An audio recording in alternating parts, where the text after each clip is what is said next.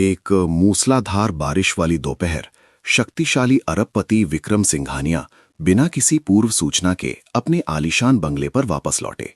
लेकिन जब दरवाजा खुला तो वो वहीं स्तब्ध रह गए।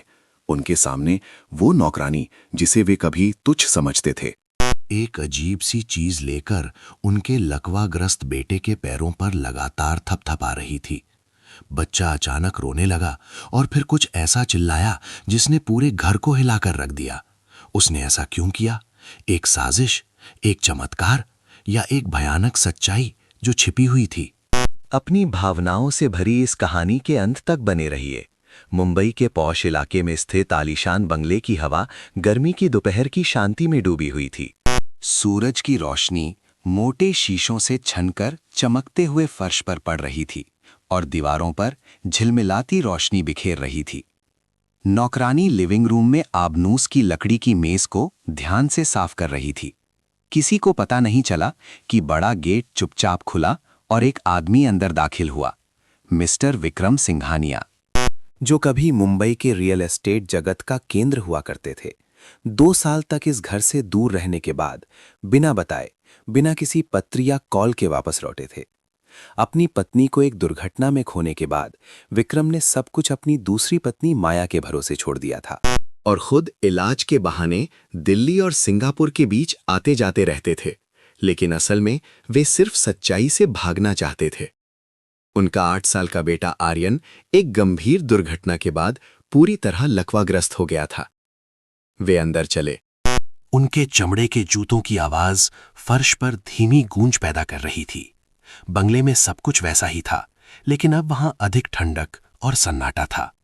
दूर से उन्हें गलियारे के अंत में स्थित कमरे से फुसफुसाहट की आवाज सुनाई दी। वो आर्यन का कमरा था। वे आगे बढ़े और धीरे से दरवाजा खोला। अंदर का नजारा देखकर वे सन्न रह गए। कमरे के बीचों बीच बड़े बिस्तर पर उनका बेटा बेजान लेटा था। लेकिन जिस चीज ने उन्हें स्तब्ध कर दिया वो आर्यन नहीं, बल्कि बिस्तर के पास बैठी वो महिला थी, जिसके हाथ में लकड़ी का एक चम्मच था और वो उससे बच्चे के तलवों को छू रही थी। वो क्या कर रही है? उस महिला ने हल्के नीले रंग की नौकरानी की वर्दी पहनी हुई थी, रबर के दस्ताने पहने थे और चम्मच से धीरे धीरे आर्यन के पैरों के विशिष्ट बिंदुओं पर थपथपा रही थी। हर बार थपथपाने पर वो धीरे से कहती, क्या यहाँ कुछ महसूस हो रहा है बेटा?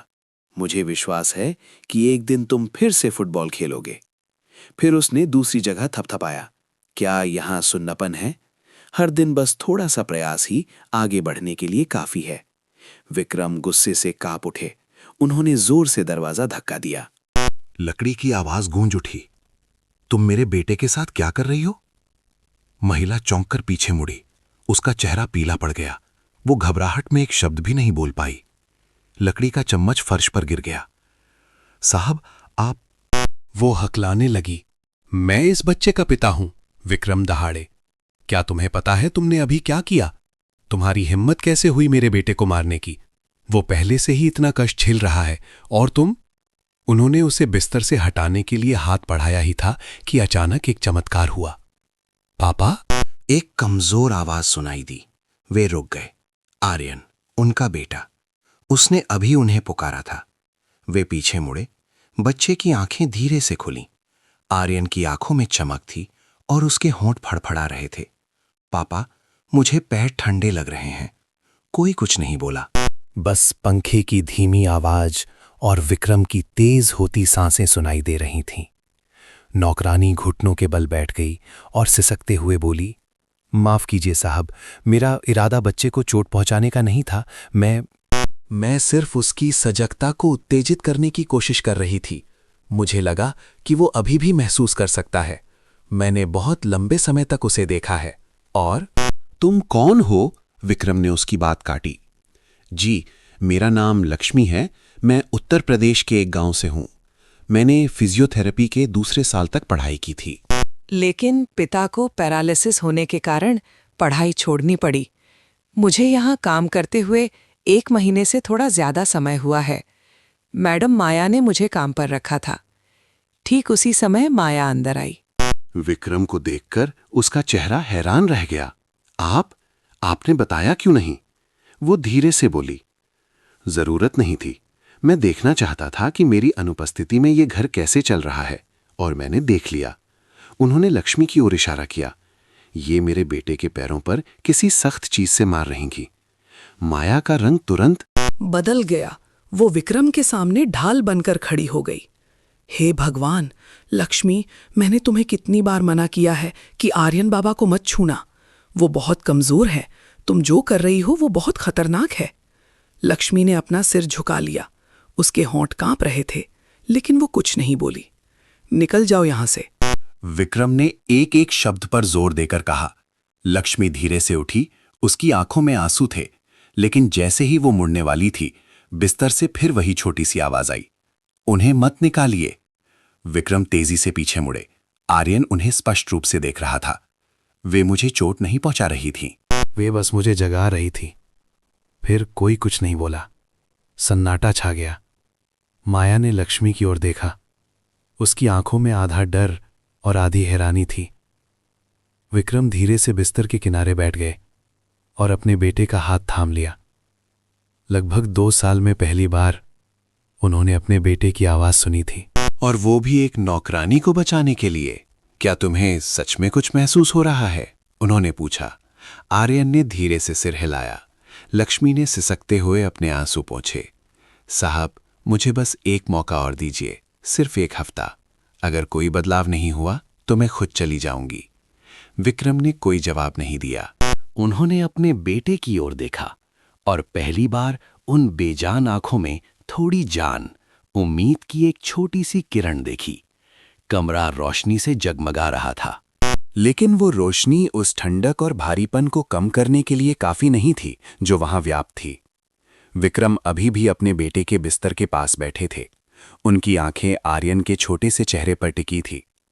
उन्हें डर था कि अगर उन्होंने नजर हटाई तो जो कुछ अभी हुआ वो सिर्फ एक भ्रम साबित होगा। आर्यन धीरे धीरे सांस ले रहा था। उसकी आंखें कमजोरी से झपक रही थीं। चेहरा अभी भी पीला और दुबला था, लेकिन उसने अभी अभी पापा पुकारा था। 2 साल से उन्होंने ये आवाज नहीं सुनी थी।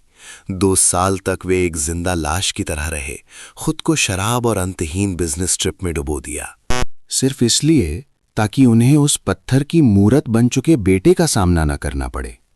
लेकिन अब उसी कमजोर आवाज ने उनके दिल को झकझोर दिया था। माया बगल में चुपचाप खड़ी थी। उसका चेहरा पीला पड़ गया था और उसकी आंखों में बेचैनी थी। विक्रम उसकी ओर मुड़े। उनकी आवाज भारी थी। मुझे ये क्यों नहीं बताया गया कि इसमें प्रतिक्रिया होने लगी है? माया हकलाते हुए बोली, मुझे लगा कि ये सिर्फ एक अस्थायी भ्रम है। पिछले 1.5 साल से इसमें कोई सुधार नहीं हुआ था। मैं नहीं चाहती थी कि आप फिर से उम्मीद करें और फिर निराश हों। विक्रम ने कुछ नहीं कहा। वे उठे और खिड़की की ओर चले गए। बाहर शांत बगीचे की ओर देखते हुए उनकी मुट्ठी भिंज गई। मुझे पिछले 2 सालों में जो कुछ भी हुआ है उसकी पूरी जानकारी चाहिए। इसकी देखभाल कौन कर रहा था? कौन से डॉक्टर इलाज देख रहे थे? उसे कौन सी दवाएं दी गईं? हर एक लक्षण, हर एक छोटी हलचल। मुझे सब जानना है। माया ने जबरदस्ती मुस्कुराने की कोशिश की। ठीक है, मैं मेडिकल रिकॉर्ड तैयार करवा दूंगी, आप निश्चिंत रहें। विक्रम वापस मुड़े। उनकी आंखों में गंभीरता थी। और वो नौकरानी, लक्ष्मी, मैंने उसका नाम पहले कभी क्यों नहीं सुना? ओह, लक्ष्मी। मैंने उसे 1 महीने पहले ही काम पर रखा था। वो भोली और मेहनती है, लेकिन सच कहूं तो मैंने नहीं देखा कि उसका आर्यन पर कोई बड़ा असर पड़ा हो। सच में? विक्रम ने भौहें सिकोड़ी। तो फिर बच्चा उसे रोकने की विनती क्यों कर रहा था? माया के जवाब का इंतजार किए बिना वे वापस अपने बेटे के बिस्तर के पास चले गए।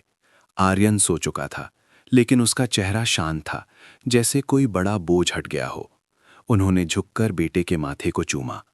2 साल में उन्होंने ऐसा करने की हिम्मत नहीं की थी, क्योंकि वे डरते थे कि बच्चे की ठंडक उन्हें उनकी त्रासदी की याद दिलाएगी। वे कमरे से बाहर निकले और लक्ष्मी को ढूंढने लगे। वो गलियारे में चुपचाप बैठी थी, आंखें लाल थीं और हाथ आपस में भिंजे हुए थे। विक्रम को देखते ही वो उठ खड़ी हुई और सिर झुकाया।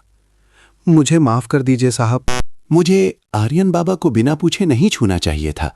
मैं तो बस कोशिश कर रही थी। बैठो, विक्रम ने इशारा किया। वो हिचकिचाते हुए फिर से बैठ गई। उसके हाथ अभी भी कांप रहे थे। मैं जानना चाहता हूं, उन्होंने धीरे से कहा। तुम्हें ऐसा क्यों लगा कि मेरे बेटे में अभी भी एहसास बाकी है? लक्ष्मी ने अपनी आंखें उठाईं। उसकी उदासी के बीच उसकी आंखों में एक चमक थी। क्योंकि मैंने अपने पिता की सेवा की थी, जो लकवाग्रस्त थे। डॉक्टरों ने कहा था कि उनकी सजगता पूरी तरह खत्म हो चुकी है। लेकिन मैं रोज उनके हाथ पैर थपथपाती थी। मैंने मेडिकल किताबें पढ़ीं और जाना कि कुछ नसें सो जाती हैं, लेकिन अगर सही तरीके से उत्तेजित किया जाए तो वे फिर से सक्रिय हो सकती हैं। फिर एक दिन मेरे पिता की आंखों में आंसू आ गए जब मैंने माँ का नाम लिया। उसके बाद वे धीरे धीरे ठीक होने लगे। लक्ष्मी रुकी और फिर बोली, मैंने देखा कि जब मैं फुटबॉल की बात करती हूँ तो आर्यन बाबा की पलकें झपकती हैं। जब मैं उनकी उंगलियों को छूती हूँ तो वे हल्की सी सिकुड़ती हैं। मुझे विश्वास है उन्होंने अपनी पूरी क्षमता नहीं खोई है। मैं पक्का तो नहीं कह सकती थी, लेकिन मेरे दिल ने कहा कि मुझे कोशिश करनी चाहिए। विक्रम काफी देर तक चुप रहे। एक तरफ उनकी पत्नी थी जिस पर उन्होंने अपनी पूरी संपत्ति और बच्चे को सौंप दिया था, और दूसरी तरफ ये नई नौकरानी थी जो 2 महीने पहले ही गांव से आई थी। लेकिन जिस इंसान ने बच्चे के दिल को छू लिया था, वो ये दूसरी महिला थी। तुमने फिजियोथेरेपी पढ़ी थी? जी, दूसरे साल में मुझे बीच में ही छोड़ना पड़ा क्योंकि मेरा परिवार बहुत गरीब था। मैं गांव वापस चली गई और वहां कई छोटे मोटे काम किए। हाल ही में मैं फिर से मुंबई आई और नौकरानी का काम ढूंढा। मैंने कभी नहीं सोचा था कि मुझे फिर से अपने पेशे से जुड़ा कुछ करने को मिलेगा। क्या तुम्हारे पास अभी भी अपनी पढ़ाई की किताबें या नोट्स हैं? लक्ष्मी ने सिर हिलाया। हाँ, मैंने उन्हें संभाल कर रखा है। वो मेरा अधूरा सपना जो है। विक्रम ने उसकी ओर सीधे देखा। उनकी आंखों में थोड़ी नरमी थी, लेकिन फिर भी वे तेज थीं। मैं तुम्हें एक मौका दूंगा। 1 महीने में मुझे स्पष्ट सुधार दिखना चाहिए। तुम्हें सभी सुरक्षित उपचार विधियों को आजमाने का अधिकार है। मैं समय समय पर डॉक्टरों को जांच के लिए बुलाऊंगा। अगर परिणाम मिला तो तुम यहां रहोगी, वरना मैं खुद तुम्हें इस घर से बाहर करूंगा। लक्ष्मी ने गहराई से सिर झुकाया। धन्यवाद साहब, मैं आपको निराश नहीं करूंगी। विक्रम ने सिर हिलाया और आगे बढ़ गए। लेकिन जैसे ही वे गलियारे में ओझल हुए, लक्ष्मी ने एक सिसकी सुनी। उसने ऊपर देखा। विक्रम अपनी पीठ मोड़कर खड़े थे और हाथ से अपना मुंह ढका हुआ था। मध्यम रोशनी के बावजूद लक्ष्मी ने स्पष्ट रूप से देखा कि उस पिता की आंख से एक आंसू फर्श पर गिरा, जो पिछले 2 सालों से अपनी भावनाओं को बर्फ की तरह जमा चुका था। अगली सुबह विक्रम सिंघानिया अपने अध्ययन कक्ष में बैठे थे और उनके सामने उन अंतर्राष्ट्रीय अस्पतालों के मेडिकल रिकॉर्ड थे जहां पिछले 2 सालों से आर्यन का इलाज चल रहा था। उनकी नजर एक छोटी सी जानकारी पर आकर टिक गई। पेरिफेरल नर्व मेंटेनेंस के लिए दवा का प्रिस्क्रिप्शन। रीढ़ की हड्डी की चोट के बाद शुरुआती दौर। मैं रिकवरी के लिए इस दवा का इस्तेमाल तो ठीक था, लेकिन रिकॉर्ड के अनुसार इसे पिछले 14 महीनों से लगातार दिया जा रहा था। विक्रम ने भौहें सिकोड़ी। आदर्श रूप से डॉक्टर को उपचार के पहले 6 महीनों के बाद इस दवा को रोक देना चाहिए था, जब कोई प्रतिक्रिया नहीं दिख रही थी। तो इसे इतने लंबे समय तक जारी रखने से केवल लिवर को नुकसान और दुष्प्रभाव ही हो सकते थे। उन्होंने तुरंत रिकॉर्ड के प्रभारी मुख्य डॉक्टर राहुल शर्मा को फोन किया। Hello doctor. शर्मा बोल रहे हैं। मैं विक्रम सिंघानिया बोल रहा हूं। मेरे बेटे आर्यन के मेडिकल रिकॉर्ड के बारे में बात करनी है। पेरिफेरल स्टिमुलेशन दवाओं को 1 साल से अधिक समय तक क्यों जारी रखा गया? फोन के दूसरी ओर कुछ सेकंड तक सन्नाटा रहा और फिर डॉक्टर ने जवाब दिया, ओह, क्योंकि परिवार ने इसका उपयोग जारी रखने के लिए सहमति दी थी। मैंने जोखिमों के बारे में स्पष्ट रूप से समझाया था। किसने हस्ताक्षर किए? जी, रिकॉर्ड के अनुसार आपकी पत्नी श्रीमती माया ने। विक्रम के सीने में जैसे कुछ दब गया। उन्होंने तुरंत उन हस्ताक्षरों की स्कैन प्रति मांगी और फोन काट दिया। बिना देर किए वे तेजी से लिविंग रूम की ओर बढ़े, जहां माया नौकरों को फूलों के फूलदान बदलने का निर्देश दे रही थी। क्या तुम समझा सकती हो कि ये दवा 1 साल से अधिक समय से क्यों दी जा रही है? माया चौंक गई। उसका चेहरा पीला पड़ गया। वो डॉक्टर ने कहा था कि अभी भी उम्मीद है। मुझे लगा कि हमें कोशिश करते रहना चाहिए। कौन जानता था कि कोई चमत्कार हो सकता है? बात मत घुमाओ। तुम्हें अच्छी तरह पता था कि अगर लंबे समय तक इसका इस्तेमाल किया जाए तो ये दवा हानिकारक होती है। आर्यन में उस दौरान कोई सुधार नहीं हुआ था और फिर भी उसे हर हफ्ते इंजेक्शन दिए जाते रहे। क्या तुमने उसके स्वास्थ्य के बारे में सोचा? मैं तो बस डॉक्टर की सलाह मान रही थी। आप जानते हैं कि मुझे इस बारे में कोई विशेषज्ञता नहीं है। तुमने फॉर्म पर साइन किए माया। तुमने बिना किसी मेडिकल बोर्ड की पुष्टि या किसी अन्य विशेषज्ञ की सलाह के इसके इस्तेमाल को जारी रखने की सहमति दी? किस अधिकार से? माया ने अपने हाथ कस लिए। उसकी आंखों में आंसू आने लगे। मैं तो बस उस बच्चे के लिए अपनी पूरी कोशिश करना चाहती थी। मैं उसे अपने सगे बेटे की तरह मानती हूं। सगे बेटे की तरह मानती हो, लेकिन मुझे कुछ बताया नहीं। विक्रम ने अपनी पत्नी की आंखों में सीधे देखा। या फिर तुम डरती थीं कि अगर मुझे पता चल गया तो इस घर पर तुम्हारा नियंत्रण खत्म हो जाएगा? हवा भारी हो गई। आसपास के नौकर कुछ कदम दूर खड़े हो गए और उन्होंने अपना सिर झुका लिया, जैसे कि उन्होंने कुछ सुना ही ना हो। विक्रम गुस्से में ऊपर चले गए। उनका दिमाग उलझनों से भर गया था। तभी लक्ष्मी आर्यन के कमरे से बाहर निकली। उसके हाथ में गरम तौलिए और पानी की बोतल की ट्रे थी। मिस्टर सिंघानिया, लक्ष्मी ने धीरे से पुकारा। आर्यन बाबा ने अपनी बाईं तर्जनी उंगली को बहुत हल्का सा हिलाया है। ये कोई प्राकृतिक प्रतिक्रिया नहीं थी। मैं इसकी तुलना करने के लिए इसे रिकॉर्ड कर रही हूं। विक्रम रुके। उनकी आंखों में थोड़ी नरमी आई। लेकिन उनके दिल के अंदर अभी भी एक तूफान चल रहा था। उन्होंने लक्ष्मी की ओर देखा और धीमी आवाज में पूछा, क्या तुम्हारे पास थेरेपी की कोई लॉगबुक है? जी हां, मैं हर दिन के समय, प्रतिक्रिया, त्वचा के तापमान और उत्तेजना के दौरान सांसों में होने वाले बदलाव को विस्तार से लिख रही हूं। ठीक है। मुझे दिखाओ। लक्ष्मी ने अपनी जेब से एक छोटी पुरानी डायरी निकाली। विक्रम ने उसे लेकर कुछ पन्ने पलटे। लिखावट साफ सुथरी थी और उसमें हाथ से बने ग्राफ भी थे। हर छोटी जानकारी सावधानी से दर्ज की गई थी, यहां तक कि बुनियादी तकनीकी शब्दों का उपयोग करके विश्लेषण भी किया गया था। तुम ये कब से कर रही हो?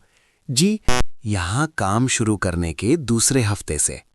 शुरू में तो ये केवल हाथ पैर के तापमान को देखने के लिए था, लेकिन फिर मैंने कई छोटे बदलाव देखे। इसलिए मैंने उन्हें भी लिखना शुरू कर दिया। तुमने केवल दूसरे साल तक पढ़ाई की और फिर भी ये सब कर पाई। लक्ष्मी ने थोड़ा शर्माते हुए सिर हिलाया। मैं चीजें जल्दी सीखती हूं। मैंने इंटरनेट पर बहुत सारे मेडिकल दस्तावेज पढ़े हैं। और मुझे अपनी प्रैक्टिकल क्लास का हर सबक याद है। कॉलेज के दिनों में मैं अपनी क्लास के टॉप 3 स्टूडेंट्स में से एक थी। विक्रम सोचने लगे। जाहिर था कि ये कोई साधारण नौकरानी नहीं थी। शायद भाग्य ही उसे ठीक उसी समय यहाँ लाया था जब वे लौटे थे। लेकिन इसका मतलब ये भी था कि कोई जानबूझकर उन्हें इस घर से दूर रखना चाहता था। उन्होंने अपने निजी वकील को फ़ोन किया। मुझे आपकी एक काम में मदद चाहिए। पिछले 2 सालों में मेरे बेटे के इलाज से जुड़े सभी वित्तीय रिकॉर्ड की जांच करें, जिसमें कंपनी के बीमा फंड से लेकर पारिवारिक खातों तक के सभी खर्च शामिल हों। देखें कि उन्हें किसने मंजूरी दी और यदि किसी ने सीमा से अधिक पैसा निकाला है तो मुझे वो जानना है। जी सर, मैं आज ही रिपोर्ट भेज दूंगा। उसी दोपहर जब विक्रम रिकॉर्ड पढ़ रहे थे, माया एक कप चाय लेकर अंदर आई। मुझे लगा कि आप थक गए होंगे, थोड़ा चाय पी लीजिए। शुक्रिया। उन्होंने चाय को एक तरफ रख दिया और उसे छुआ तक नहीं। वैसे माया, पिछले साल जून में तुमने एक निजी अस्पताल को लगभग 30 लाख रुपए के मेडिकल बिल के भुगतान की प्रक्रिया की थी, है ना? माया एक पल के लिए ठिठकी, लेकिन फिर तेजी से सिर हिलाया। जी हां, उस समय अस्पताल ने कहा था कि रीढ़ की हड्डी की जांच के लिए नए उपकरणों की जरूरत है, इसलिए शुल्क अधिक था।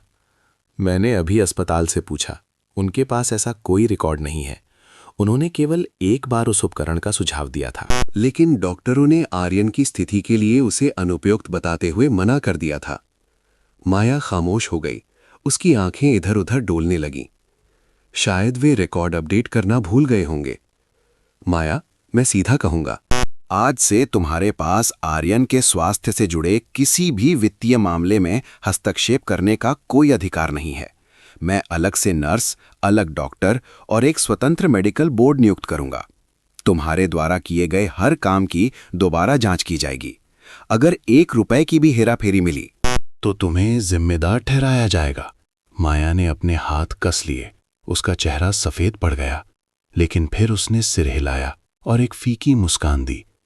अगर आपने ये फैसला कर लिया है तो मुझे कुछ नहीं कहना, बस बच्चा ठीक होना चाहिए। लेकिन जैसे ही वो मुड़ी, उसकी आंखों में एक अजीब सी ठंडी चमक थी। उसने धीरे से कुछ फुसफुसाया जो किसी ने नहीं सुना।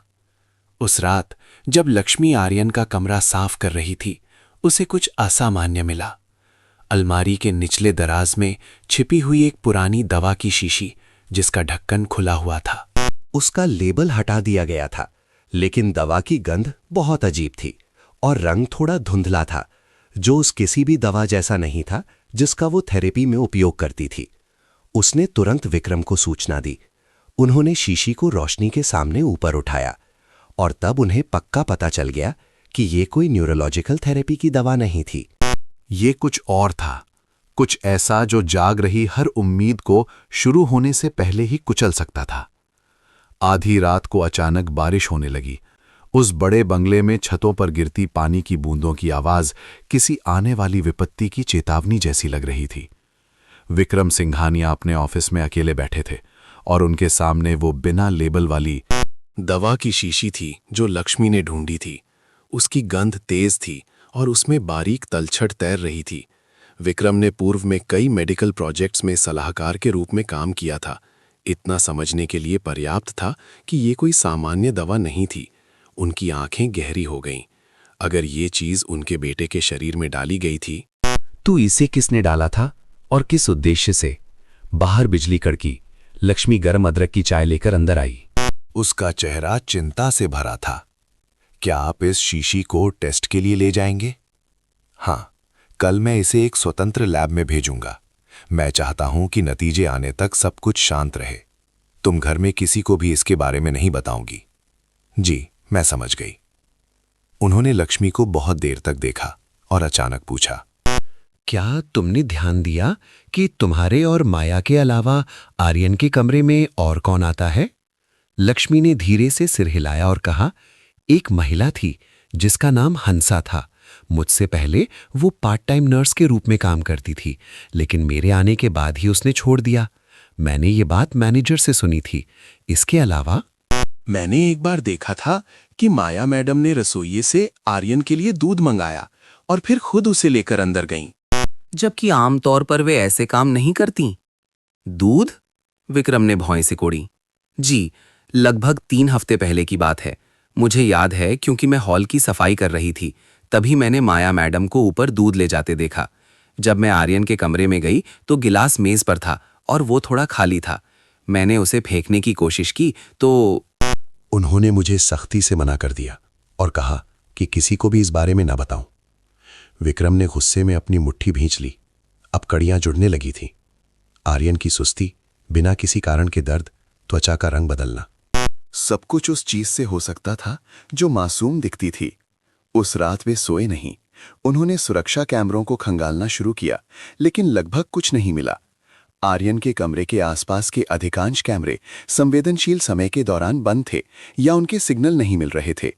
उन्होंने सिस्टम मैनेजर को फोन किया, लेकिन उसे जवाब मिला कि माया ने निजता के नाम पर आर्यन के कमरे के पास के कैमरों की अलग से रखरखाव की मांग की थी। उस शाम आलीशान बंगले के बड़े लिविंग रूम में विक्रम ने एक सरप्राइज डिनर का आयोजन किया। मेज को मोमबत्तियों, फूलों, वाइन और उन व्यंजनों के साथ सजाया गया था जो माया को पसंद थे। इस औपचारिक और गर्मजोशी भरे माहौल ने माया को थोड़ा हैरान और सतर्क कर दिया। आप अचानक इस तरह का बदलाव कर रहे हैं? ये बहुत दुर्लभ है। वो मुस्कुराते हुए सामने की तरफ बैठ गई। मुझे नहीं पता था कि आज कोई खास मौका है। विक्रम ने दोनों के लिए वाइन डाली। उनकी आंखें शांत थीं। मुझे लगा कि हमें एक सुकून भरी शाम बितानी चाहिए और सब कुछ पीछे मुड़कर देखना चाहिए। बहुत समय हो गया है हमने पति पत्नी की तरह वास्तव में बात नहीं की है। माया एक पल के लिए रुकी और फिर वाइन का घोंट लिया। उसने अपनी चिर परिचित सुंदर मुस्कान बनाए रखी। लेकिन वो वाइन के गिलास के पीछे से विक्रम को ध्यान से देख रही थी। वे शांत थे, लेकिन उनमें कुछ अलग था, एक ऐसी स्थिरता जिसने उसे असहज कर दिया। मैंने डॉक्टर से सुना है कि आप खुद आर्यन के मेडिकल रिकॉर्ड की निगरानी कर रहे हैं। खुशी है कि आपने फिर से रुचि ली है। लेकिन मुझे उम्मीद है कि आप बहुत ज़्यादा उम्मीद नहीं करेंगे। वो अभी भी बहुत कमज़ोर है। विक्रम धीमे से हंसे। तुम्हें पता है, आज आर्यन ने अपनी बाईं कलाई को भी हिलाया। ये बहुत छोटी हरकत थी, लेकिन एक स्पष्ट संकेत था। अच्छा, माया ने हैरानी जताई। शायद दवाओं का असर शुरू हो रहा है। ओ नहीं। विक्रम ने गिलास नीचे रखा। ये उस नौकरानी की वजह से है। माया की मुस्कान गायब हो गई। विक्रम ने आगे कहा, उनकी आवाज ठंडी हो गई। वही जिसे तुम घर से निकालने वाली थी। आपका इशारा किस तरफ है? तुम्हें पता है मुझे स्पष्टता पसंद है। संदेह नहीं, लेकिन जब मुझे पता चला कि पुराने कैमरों में अभी भी डेटा मौजूद है, तो मैंने वो सब दोबारा देखा जो आर्यन के आसपास हुआ था। यहां तक कि रात के समय भी। माया का चेहरा थोड़ा पीला पड़ा, लेकिन उसने अपना स्वर शांत रखा। मुझे लगता है आप केवल कल्पना कर रहे हैं। वे कैमरे पुराने जरूर थे, लेकिन इतने स्पष्ट थे कि उनमें हंसा नाम की महिला को आधी रात को मेरे बेटे के कमरे में घुसते और उसके दूध में कुछ मिलाते देखा जा सके। ये भी स्पष्ट रूप से दिखा कि तुमने भी ऐसा ही किया था। तुम्हारे दाहिने हाथ पर वो छोटा सा निशान है। वीडियो में साफ दिखा कि उसी हाथ ने चुपके से दवा डाली थी। माया जड़ हो गई। वातावरण एकदम ठंडा हो गया। विक्रम, मेरी बात सुनिए। मैं बस आर्यन को शांत रखना चाहती थी। वो चिल्लाता था, चीजें तोड़ता था। सोता खाता नहीं था। आप तो चले गए थे, मुझे अकेला छोड़ दिया था। वो कभी कुछ नहीं तोड़ता था, कभी नहीं चिल्लाता था। विक्रम की आवाज चाकू की तरह तेज थी। उसे हर दिन जहर दिया गया, जब तक कि उसकी सजगता धीमी नहीं हो गई। उसका शरीर टूट नहीं गया और वो बोल पाने में असमर्थ नहीं हो गया। माया झटके से खड़ी हो गई, कुर्सी पीछे गिर गई। उसका चेहरा सफेद और होंठ कांप रहे थे। आप मेरे साथ क्या करने वाले हैं? क्या अपनी ही पत्नी की बदनामी करने के लिए पुलिस बुलाएंगे? विक्रम धीमे से मुस्कुराए। तुम बहुत पहले ही वो इंसान नहीं रही जिस पे मैंने भरोसा किया था। मैंने वकील के जरिए सारे सबूत जुटा लिए हैं। हंसा का बयान, पुरानी कैमरों के वीडियो सब जमा कर दिए गए हैं। माया चिल्लाई, आप नहीं समझेंगे। मैं आर्यन को मारना नहीं चाहती थी। मैं बस ये स्थिति, ये घर अपने पास रखना चाहती थी। अगर वो ठीक हो जाता तो आप अपनी सारी संपत्ति उसे दे देते, है ना? मुझे सब पता है। आप वसीयत बदलने वाले थे, है ना? विक्रम खामोशी से उस महिला को देख रहे थे जिसे उन्होंने कभी बहुत प्यार किया था और जिस पर पूरे परिवार का भरोसा जताया था। लेकिन अब वो चेहरा लालच और स्वार्थ के कारण विकृत हो गया था। तुम गलत हो, उन्होंने धीरे से कहा। ऐसा नहीं है कि आर्यन के ठीक होने पर मैं संपत्ति बांटने वाला था। बल्कि जब से तुमने उसे एक बेजुबान साया बना दिया, तभी से मुझे संदेह होने लगा था। मैंने खुद को रोका, लेकिन अब इसकी जरूरत नहीं है। लिविंग रूम का दरवाजा खुला। 2 पुलिस अधिकारी अंदर आए। उनके पीछे वकील प्रसाद थे।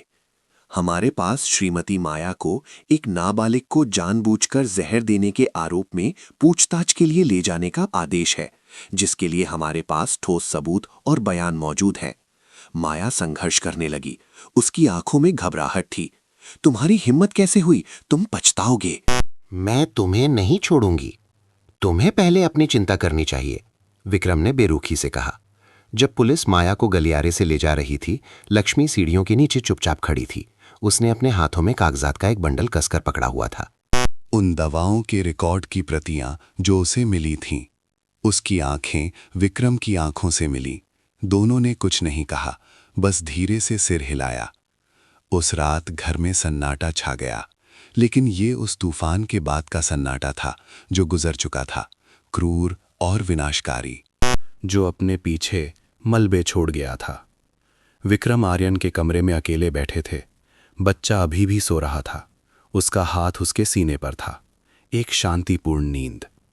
बेटा, मुझे माफ कर देना कि मैंने हालात यहां तक पहुंचने दिए, लेकिन मैं वादा करता हूं कि अब से कोई तुम्हें नुकसान नहीं पहुंचा पाएगा।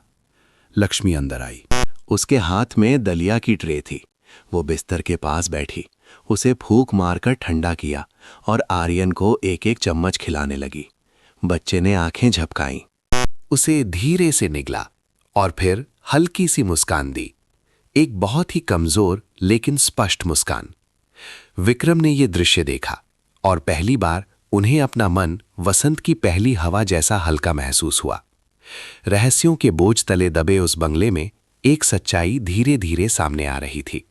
सत्य चाहे कितना भी दफन हो जाए, एक दिन जरूर उभर कर आता है, और प्यार चाहे वो एक साधारण नौकरानी से ही क्यों ना मिले, चमत्कार कर सकता है।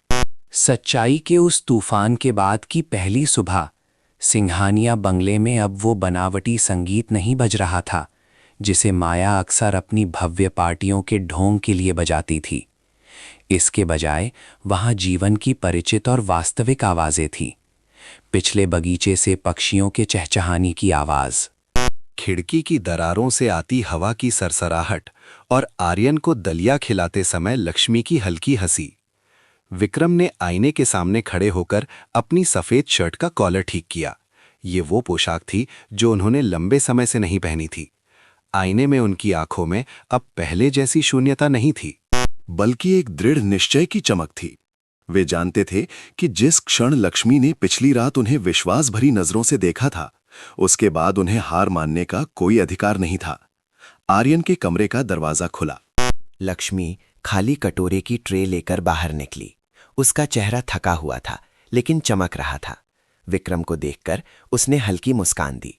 आर्यन बाबा ने आधा कटोरा दलिया खा लिया है और उन्होंने संगीत सुनने का इशारा भी किया। संगीत? उन्होंने हैरानी जताई। मैंने बच्चों वाला गाना बजाया था। वे उसकी धुन पर अपनी पलकें झपका रहे थे। विक्रम कई महीनों में पहली बार खिलखिलाकर हंसे। उनकी वो हंसी देखकर लक्ष्मी एक पल के लिए ठिठकी और फिर जल्दी से सिर झुका लिया। माफ कीजिए, शायद मैंने ज्यादा बोल दिया। नहीं, उन्होंने धीरे से कहा। आपका शुक्रिया, दिल से। वे कुछ सेकंड के लिए खामोश खड़े रहे जब तक कि विक्रम ने बोलना शुरू नहीं किया। आज मैं ऑफिस जा रहा हूं। मेरी अनुपस्थिति के दौरान मैंने अपने सारे शेयर वकील के पास रखे थे, लेकिन अब मुझे वापस जाना होगा। मुझे अपनी जगह वापस लेनी होगी। आर्यन के लिए। लक्ष्मी ने सिर हिलाया। वो जानती थी कि यह वापसी केवल सत्ता के लिए नहीं थी, बल्कि ये विक्रम के लिए अपने बेटे की रक्षा करने का एकमात्र तरीका था। एक ऐसे समाज में जहां मीडिया को आसानी से नियंत्रित किया जा सकता है और पैसा अपराधों को ढक सकता है। यदि वे एक शक्तिशाली व्यवसायी की भूमिका में वापस नहीं आते, एक मजबूत पिता नहीं बनते, तो उनका बेटा हमेशा एक लक्ष्य बना रहता। दोपहर में सिंघानिया ग्रुप के मुख्यालय में विक्रम की अचानक उपस्थिति ने पूरे बोर्ड ऑफ डायरेक्टर्स को स्तब्ध कर दिया। फुसफुसाहटें शुरू हो गईं। क्या वे सच में वापस आ गए हैं? क्या माया जी की गिरफ्तारी की खबर सच है? क्या आर्यन अभी भी जिंदा है? और वो नौकरानी कौन है? विक्रम ने एक दृढ़ अंदाज में मीटिंग रूम में प्रवेश किया। उन्होंने साधारण ग्रे सूट पहना था और उनका चेहरा बहुत कठोर था। उन्होंने मेज पर दस्तावेजों का एक सेट रखा। मैं वापस आ गया हूं। इस पल से समूह की सभी गतिविधियों पर मेरा पूरा नियंत्रण है। पिछले 6 महीनों की सभी निवेश योजनाओं की समीक्षा की जाएगी। माया द्वारा सुझाए गए मध्यस्थों से जुड़े सभी अनुबंधों को फ्रीज कर दिया जाएगा। बोर्ड के एक सदस्य मिस्टर कपूर, जो पहले माया के करीबी थे, बोले, मुझे डर है कि इससे शेयरधारकों को नुकसान हो सकता है और आप बहुत समय तक अनुपस्थित रहे हैं। नियमों के अनुसार प्रबंधन का अधिकार। मैं दोबारा नहीं कहूंगा, विक्रम ने सीधे देखते हुए कहा। यदि कोई सहमत नहीं है तो मैं उसे अपनी पूंजी निकालने के लिए आमंत्रित करता हूं। मैं सिंगापुर के रणनीतिक शेयरधारकों के साथ फिर से बातचीत करूंगा, और यदि किसी को मेरे बेटे के बारे में या माया की गिरफ्तारी के कारण के बारे में सवाल पूछना है तो मैं कैमरों के सभी डेटा और आर्यन के मेडिकल रिकॉर्ड सार्वजनिक करने के लिए तैयार हूं। पूरे कमरे में सन्नाटा छा गया। एक सचिव ने अपने सीने पर हाथ रखा और थूक कटका। हर कोई समझ गया था कि विक्रम अब वो व्यक्ति नहीं रहे जो दुख के कारण कमजोर पड़ गए थे। वे वापस आ गए थे, और यदि किसी ने भी उनके रास्ते मैं आने की कोशिश की तो मैं पूरी बाजी पलट देने के लिए तैयार थे। मीटिंग जल्दी खत्म हो गई। विक्रम अपने ऑफिस में नहीं रुके, बल्कि सीधे शहर के सबसे बड़े पुनर्वास केंद्र गए। वहां वे डॉक्टर मल्होत्रा से मिले, जिन्होंने पहले आर्यन का केस लेने से मना कर दिया था क्योंकि उन्हें कोई उम्मीद नहीं दिखी थी। मैं चाहता हूं कि आप मेरे बेटे की फाइल फिर से देखें। विक्रम ने अपडेट किए गए दस्तावेज रखे। मैं एक व्यवस्थित उपचार कार्यक्रम चाहता हूं जो बुनियादी सजगता, तंत्रिका कनेक्शन और साथ ही स्पीच थेरेपी पर केंद्रित हो। मल्होत्रा ने फाइल देखी और भौहें सिकोड़ी। ये वही बच्चा है जिसने 1.5 साल से अधिक समय तक कोई प्रतिक्रिया नहीं दी थी, और अब उसने हाथ हिलाया है, आवाजों और भावनाओं को पहचाना है और संवेदनाओं पर प्रतिक्रिया देना शुरू कर दिया है। विक्रम एक पल के लिए रुके और फिर बोले, ये सब एक ऐसी लड़की की वजह से हुआ जिसने अपनी ग्रेजुएशन भी पूरी नहीं की है। डॉक्टर ने उनकी ओर देखा और धीरे से सिर हिलाया। तो शायद अब समय आ गया है कि चिकित्सा विज्ञान को विश्वास से दोबारा सीखना चाहिए। शाम को जब विक्रम घर लौटे तो वे आर्यन के कमरे के दरवाजे पर रुके। दरवाजे की दरार से उन्होंने देखा कि लक्ष्मी कुर्सी पर बैठी आर्यन को एक परी कथा सुना रही थी। उसकी आवाज बहुत कोमल और गर्मजोशी से भरी थी। आर्यन कहानी की लय के साथ अपनी उंगलियों को हिला रहा था। उसकी आंखें लगातार झपक रही थी, जैसे पूछ रही हों कि आगे क्या हुआ। वे अंदर नहीं गए। वे चुपचाप खड़े होकर अपने बेटे और उस लड़की को देखते रहे, एक जो कभी निराशा का प्रतीक था और दूसरी जिसे कभी केवल नौकरानी कहा जाता था। उन्होंने महसूस किया कि कुछ चीजें पैसों से नहीं खरीदी जा सकती, सत्ता से थोपी नहीं जा सकती, और केवल माफी के शब्दों से उन्हें ठीक नहीं किया जा सकता। उन्हें कार्यों से, समय से और विश्वास के साथ दोबारा बनाना होगा। उस रात उन्होंने लक्ष्मी को अपने अध्ययन कक्ष में बुलाया। ये वही कमरा था जहां वे दिन रात काम करते थे। अब यहां से वे भविष्य दोबारा लिखने वाले थे। मैंने आधिकारिक अनुबंध पर हस्ताक्षर कर दिए हैं। अब तुम कोई नौकरानी नहीं हो।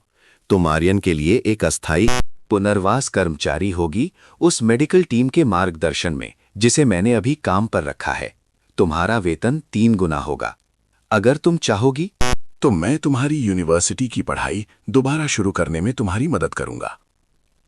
लक्ष्मी स्तब्ध रह गई और उसके होंठ फड़फड़ाने लगे। मुझे नहीं पता मैं क्या कहूं। कुछ कहने की जरूरत नहीं है। विक्रम खड़े हुए और हाथ आगे बढ़ाया। बस यहां रहो और आर्यन पर विश्वास करना जारी रखो। ठीक उसी तरह जैसे तुमने तब किया था जब पूरी दुनिया ने उससे मुंह मोड़ लिया था। लक्ष्मी ने उनका हाथ मजबूती से थाम लिया। खिड़की के बाहर शहर की रोशनी जगमगा रही थी। पर्दे की दरारों से आती रोशनी एक नए युग का संकेत दे रही थी, जहां अतीत के टुकड़े धीरे धीरे जुड़कर एक भविष्य बना रहे थे। तड़के सुबह बंगले का परिसर कोहरे की एक हल्की चादर से ढका हुआ था। सूरज की रोशनी पत्तियों के बीच से आलस से झांक रही थी। दूर सड़क से कचरा ढोने वाली गाड़ी की आवाज, पेड़ों की चोटियों से पक्षियों की पुकार और आर्यन के बिस्तर के पास लक्ष्मी का धीमे स्वर में गुनगुनाना, ये सब मिलकर शांति का एक मधुर संगीत बना रहे थे।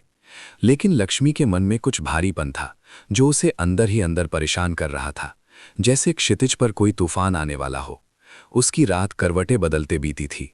जब से उसने पुनर्वास कर्मचारी के रूप में काम संभाला था, उसका जीवन तेजी से बदल गया था। एक साधारण नौकरानी से अब वो सम्मानित बन गई थी। उसकी बातों का महत्व था, उसे विक्रम का विश्वास हासिल था, और सबसे महत्वपूर्ण बात ये थी कि वो आर्यन के पास रह सकती थी। लेकिन इसी बात ने उसे डरा दिया था, क्योंकि वो जानती थी कि उसका अतीत उतना साफ नहीं था जितना वो दिखाने की कोशिश कर रही थी। गेट की घंटी की आवाज ने उसे ख्यालों से बाहर निकाला।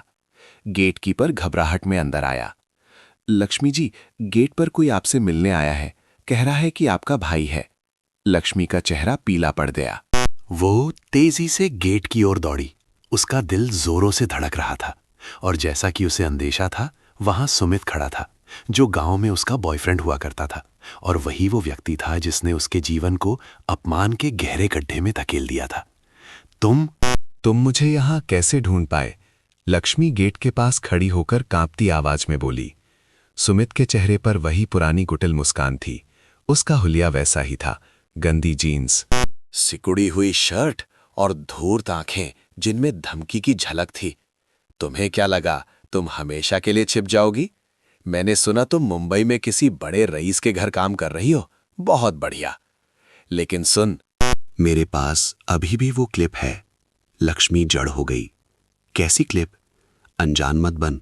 वो रात होटल में जब तू बुरी तरह रो रही थी क्योंकि तुझे लगा था कि मैं तुझसे सच में प्यार करता हूं, मैंने सब रिकॉर्ड कर लिया था। और अब बस कुछ ही क्लिक और वो इंटरनेट पर होगी। तेरे मालिक को ये जानकर बहुत खुशी होगी। उनके बेटे की देखभाल करने वाली लड़की मेरे जैसे आदमी के साथ सो चुकी है ना? लक्ष्मी ने अपनी मुट्ठी भींची। तुम्हें क्या चाहिए? साधारण बात है, 5 लाख रुपए। मुझे किसी बड़े काम के लिए पैसों की जरूरत है। तू अपनी बातों और शरीर से अपने मालिक को मना ही लेगी। मैं शाम तक इंतजार करूंगा। वरना मैं वो क्लिप सीधे उनकी कंपनी के ईमेल पे भेज दूंगा और तेरी सारी सच्चाई बता दूंगा। सुमित अपनी आंखें सिकोड़कर विजेता की तरह वापस चला गया। लक्ष्मी वहीं ठिठकी खड़ी रही। उसके हाथ ठंडे पड़ गए थे और उसका दिल इतनी जोर से धड़क रहा था कि उसका गला रुंध गया। वो जानती थी कि अगर जरा सी भी नकारात्मक खबर बाहर फैली तो कोई सच्चाई जानने की कोशिश नहीं करेगा। लोग केवल न्याय करेंगे, ताने मारेंगे और उसे, जो कभी एक साधारण नौकरानी थी, यहां रहने का मौका नहीं मिलेगा। उस दोपहर लक्ष्मी रोज की तरह आर्यन के लिए खाना लेकर गई, लेकिन उसके हाथ इतने कांप रहे थे कि दलिया गिरने ही वाला था। विक्रम ऑफिस में थे, वो किसी से दिल की बात नहीं कर सकती थी। उसने आर्यन की ओर देखा। बच्चा मासूमियत से उसे देख रहा था। अचानक लक्ष्मी की आंखों से आंसू छलक पड़े। तुम्हें पता है, मुझे लगा था कि मैं खुशी के लायक नहीं हूं। मैंने गलती की, गलत इंसान से प्यार किया और उसी ने मुझे खिलौना बना दिया। लेकिन जब से मैं तुमसे मिली हूं, मैंने समझा है कि असली प्यार क्या होता है। इसलिए नहीं कि तुमने मेरे लिए कुछ किया, बल्कि इसलिए कि तुमने मुझे विश्वास दिलाया कि मैं एक बेहतर इंसान बन सकती हूं। आर्यन उसे देख रहा था। उसके होंठ फड़फड़ाए और एक बहुत ही हल्की आवाज निकली, जो लगभग अस्पष्ट थी। मत जाना। लक्ष्मी सिसकने लगी। उसने आर्यन का हाथ थाम लिया और बार बार सिर हिलाया। मैं नहीं जाऊंगी, वादा करती हूं। उस रात घंटों तक सोचने के बाद लक्ष्मी ने विक्रम के कमरे का दरवाजा खटखटाया। वे अभी काम से लौटे थे और उन्होंने अपनी टाई भी नहीं खोली थी। उसका पीला चेहरा देखकर वे घबरा गए। क्या हुआ? मुझे आपको अपने अतीत के बारे में एक सच बताना है। लक्ष्मी ने अपने गरीब गांव, उस नासमझ रिश्ते, उस धोखे जिसने उसे पढ़ाई छोड़ने पर मजबूर किया, उस बदनाम वीडियो और 5 लाख रुपए की धमकी के बारे में सब कुछ बता दिया। वो रोते हुए सब बता रही थी, लेकिन उसने माफी नहीं मांगी।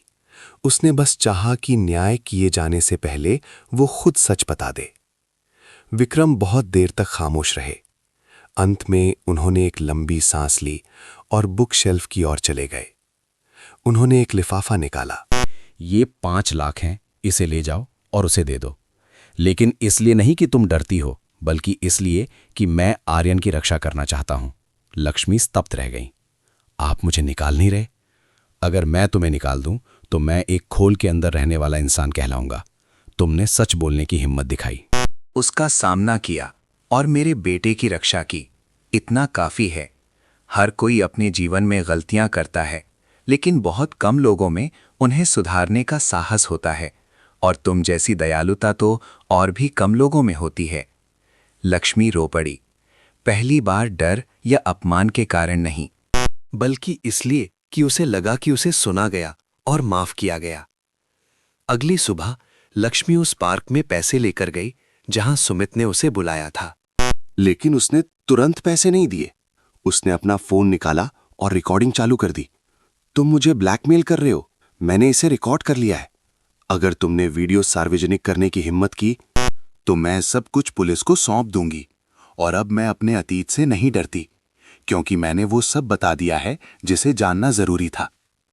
सुमित की आंखें फटी की फटी रह गई और वो चिल्लाया, तुझे क्या लगता है तू कौन है? लक्ष्मी तनकर खड़ी हुई। वो जो अब शिकार नहीं है। उसने पैसों का लिफाफा जमीन पर फेंका और वापस मुड़ गई। सुमित उसे उठाने के लिए झुका, लेकिन उसकी आंखों में अब घबराहट थी। वो जानता था कि इस बार वो हार गया है, केवल इसलिए नहीं कि उसने पैसे खो दिए, बल्कि इसलिए कि सालों पहले जो उसका शिकार थी, अब वो एक शक्तिशाली महिला बन चुकी थी। दोपहर में जब विक्रम घर लौटे तो लक्ष्मी आर्यन का हाथ पकड़कर उसे कहानी सुना रही थी। उन्हें अंदर आता देख वो मुस्कुराई। अब उसकी मुस्कान में वो पुरानी हिचकिचाहट नहीं थी। उसकी आंखों में गौरव और स्थिरता की चमक थी और विक्रम जानते थे कि ऐसी ही लड़की आर्यन को आगे बढ़ने में मदद करेगी। उस दिन मुंबई में असामान्य रूप से भारी बारिश हुई। काले बादलों ने आसमान को ढक लिया और बिजली की गड़गड़ाहट से बंगला भी हिल रहा था। आर्यन के कमरे में लक्ष्मी गरम तौलिए से उसकी मालिश कर रही थी। आज आर्यन उत्तेजनाओं पर बहुत अच्छी प्रतिक्रिया दे रहा था जब उसने घुटने पर ठंडी चीज छुआई। तो आर्यन ने चेहरा सिकोड़ा। लक्ष्मी इतनी खुश हुई कि उसकी आंखों में आंसू आ गए। ये एक बहुत बड़ी प्रगति थी। उसकी संवेदनाएं वापस आ रही थीं। फिर से बिजली कड़की और तेज हवा ने खिड़की के शीशों को हिला दिया। लक्ष्मी खिड़की बंद करने गई तो उसने देखा कि विक्रम अभी आंगन में आए हैं। वे पूरी तरह भीगे हुए थे और उनका चेहरा पत्थर की तरह सख्त था। उनकी आंखों में कुछ बहुत अजीब था, जैसे उन्हें कोई गहरा सदमा लगा हो। शाम को आर्यन को सुलाने के बाद लक्ष्मी जब ऑफिस के पास से गुजरी तो उसने देखा कि दरवाजा थोड़ा खुला था। विक्रम अपने लैपटॉप के सामने बेजान बैठे थे और मेज पर अस्पताल के लोगों वाली एक लाल फाइल रखी थी। माहौल उतना ही उदास था जितना उनका चेहरा। क्या आप ठीक हैं? लक्ष्मी ने धीरे से पूछा।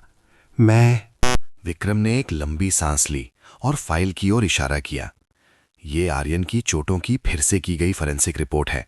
मैंने अपने एक करीबी दोस्त जो फॉरेंसिक डॉक्टर है से सब कुछ दोबारा जांचने के लिए कहा था। लक्ष्मी उनके सामने बैठ गई। उनका तनाव देखकर उसका दिल जोर से धड़कने लगा।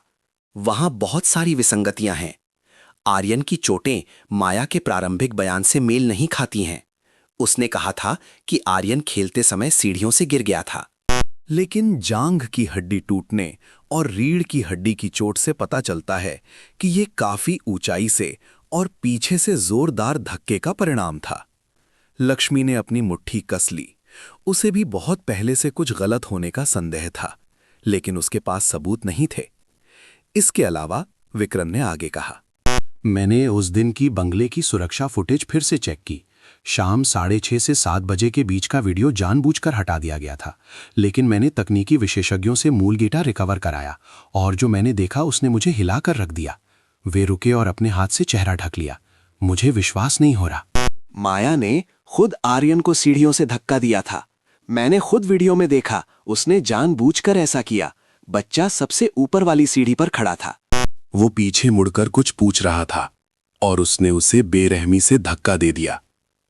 लक्ष्मी इस तरह स्तब्ध रह गई जैसे पैरों के नीचे से जमीन खिसक गई हो। पुराने सवाल दोबारा ताजा हो गए। आर्यन हमेशा चुप क्यों रहता था?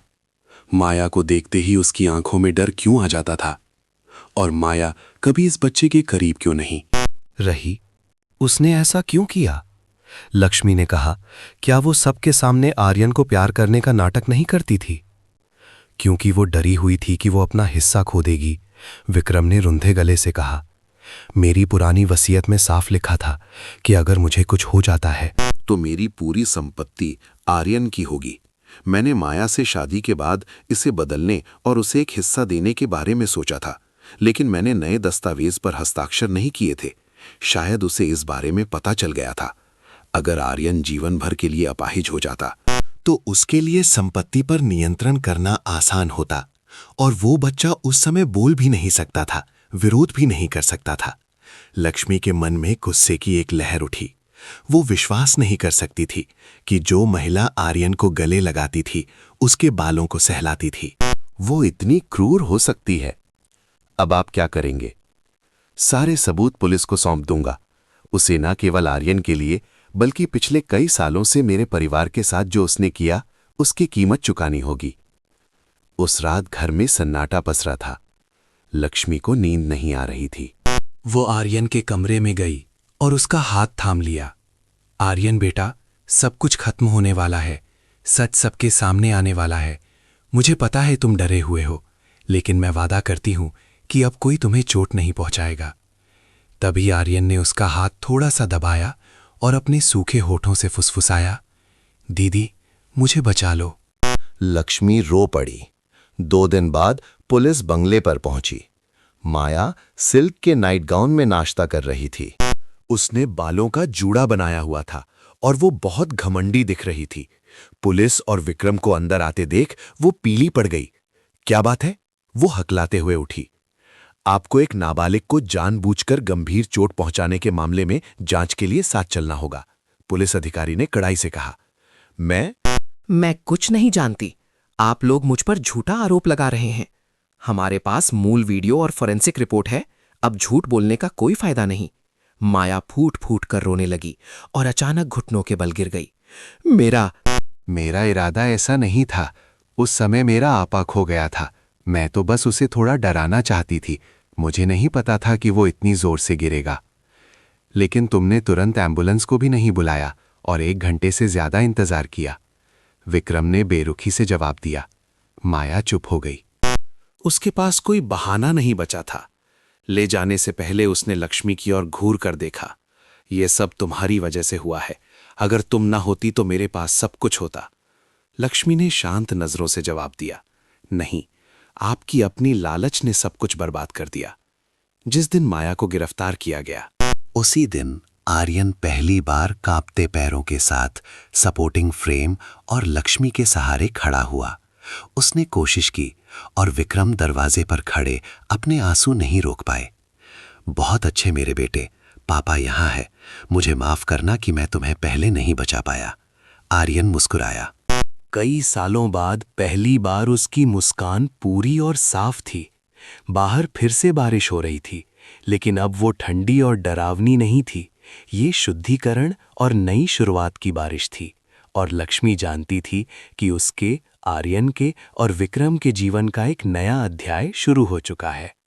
माया की गिरफ्तारी के 1 महीने बाद सिंघानिया बंगले का चेहरा पूरी तरह बदल चुका था।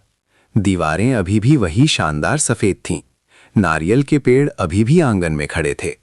लेकिन अब माहौल भारी और ठंडा नहीं था। हर तरफ रोशनी थी और सालों बाद घर में हंसी की आवाज गूंज रही थी।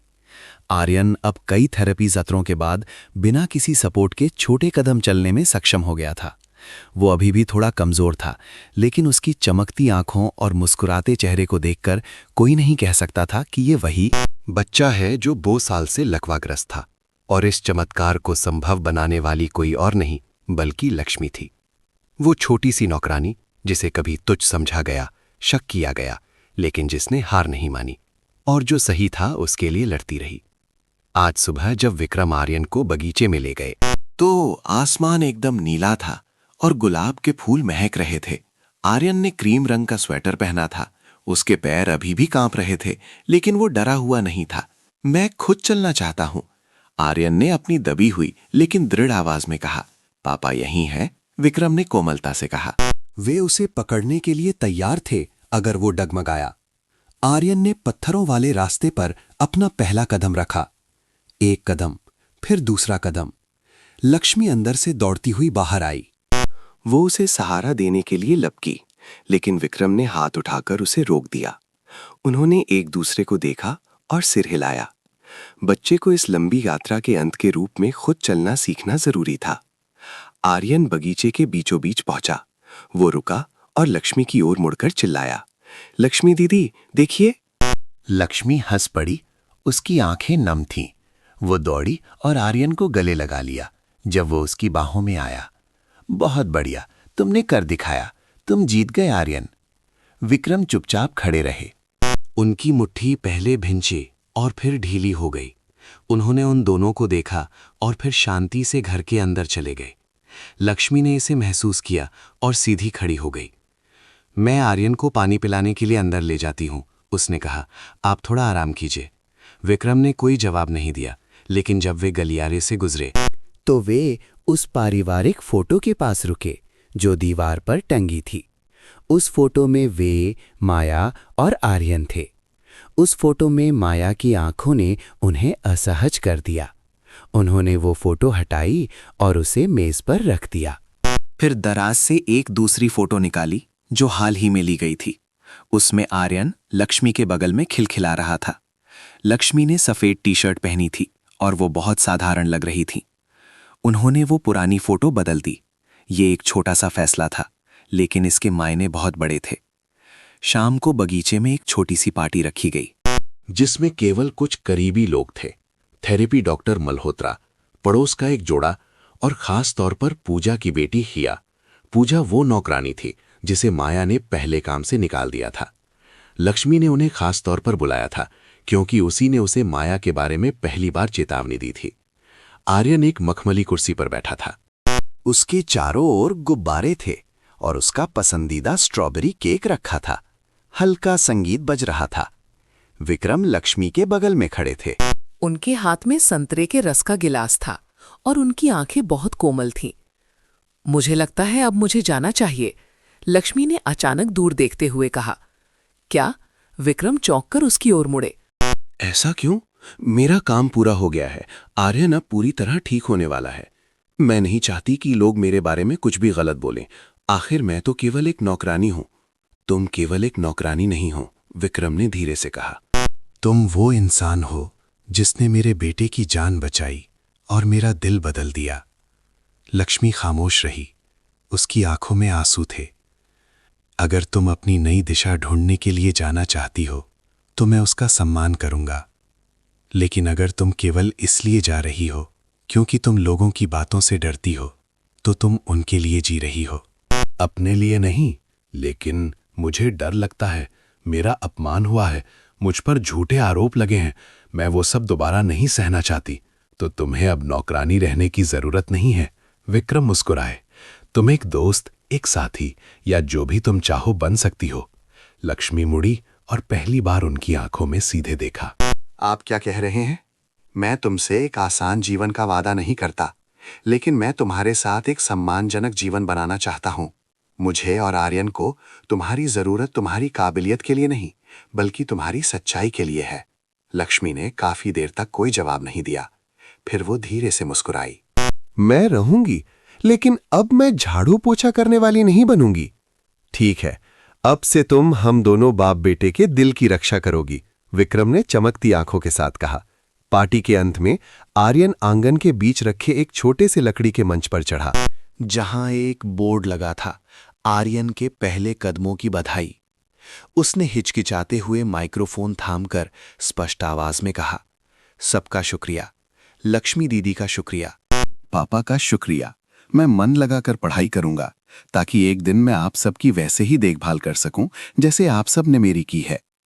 पूरा बगीचा तालियों से गूंज उठा। लक्ष्मी ने अपने आंसू पोंछने के लिए मुंह दूसरी तरफ घुमा लिया। विक्रम ने धीरे से उसका हाथ पकड़ लिया। आखिरकार सब कुछ साफ हो गया है। उन्होंने फुसफुसाते हुए कहा। हाँ, ये एक नई सुबह है, लक्ष्मी ने जवाब दिया। एक नए परिवार की सुबह, जहां माफी है, साहस है और बिना किसी शर्त के प्यार है।